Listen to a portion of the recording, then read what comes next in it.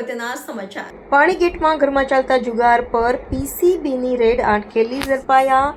મકાન માલિક વ્યક્તિ દીઠ 200 રૂપિયા લઈને જુગાર રમાડતો હતો। પોલીસ દ્વારા ₹1.73 લાખનો મુદ્દામાલ કબજે।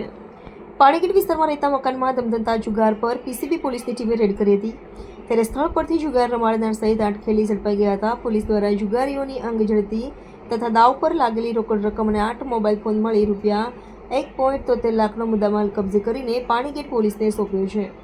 વડોદરા શહેરના પાણીગેટ વિસ્તારમાં આવેલી પોમલી ફળિયા સાઈનાથ જિમ્નેશિયમની બાજુમાં રહેતો રાજુ ગજાનંદ શિંદે પોતાના મકાનમાં વ્યક્તિ દીઠ ₹200 કમિશન લઈને બહારથી લોકોને બોલાવી જુગાર રમાડે છે તેવી બાતમી પીસીબી પોલીસને મળી હતી અને હાલમાં પણ જુગાર રમી રહ્યા છે, જેથી પીસીબી પોલીસની ટીમે બાતમી મુજબના સ્થળ પર રેડ કરી હતી।